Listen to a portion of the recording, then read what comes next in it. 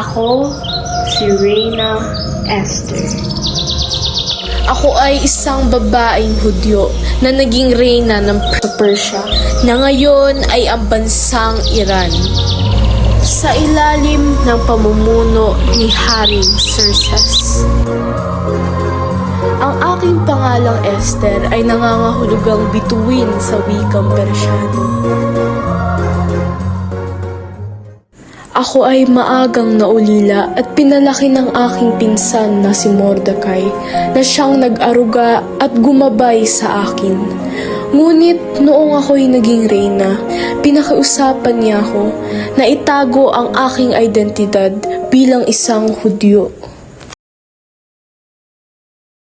Noong ako ay reyna ng Persia, may isang mataas na opisyal ng hari na si Haman na nakatunggalian ng aking pinsang Hudyo na si Mercaday.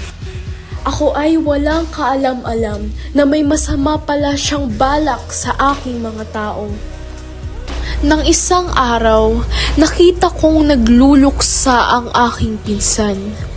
Kaagad kong hiniling na malaman ang kanyang kinalalagyan. Kaya tinawag ko ang aking pinagkakatiwalaang alipin at inutusang alamin ang kanyang sitwasyon. Nang siya'y nakabalik na, nalaman ko na minasama ni Haman ang mga Hudyo sa hari. Hinikayat niya ito na maglabas ng kautusan para ipapatay ang lahat ng mga Hudyo. Sa dulo ng balita, binatid ni Mordecai na ang kalagayan ko ngayon bilang reyna ay di nagkataon lamang. Itinakda ito ng Diyos para sa sitwasyong ito. Sa simula pa lang, alam kong hindi magiging madali ang aking misyon sapagkat ang batas ay sino mang lumapit sa hari nang hindi niya pinapatawag ay kaagad napapatayin. Maliban na lang kung itatapat sa kanya ang gintong septro. Ipagtipon-tipon mo lahat ng Hudyo. Pasabing ipag-ayuno at ipagdasal ang aking misyon. Huwag ka mo silang kumain o minom ng kahit anuman sa loob ng 3 araw at 3 gabi.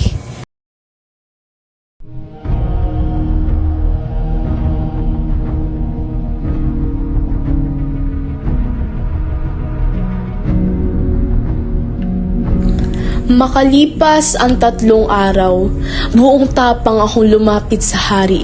Hinarap ko ang hari at lumuhod sa kanyang harapan matapos niyang iharap sa akin ang gintong septro. Agad kong binatid ang masamang balak ni Haman. Nang nalaman niya ito, siya'y biglang nagalit at inutos na parusahan si Haman.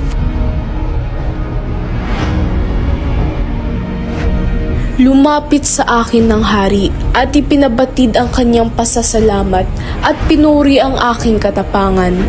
Tinanggap ko ang pasasalamat at hiniling na pumasa ng isang batas.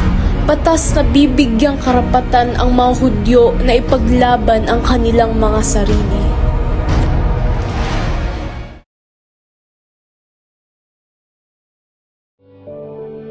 Sa ating mga sariling buhay, ang ating mga kakayahan at posisyon ay maaaring gamitin hindi lamang para sa ating sarili, kundi para makatulong sa iba.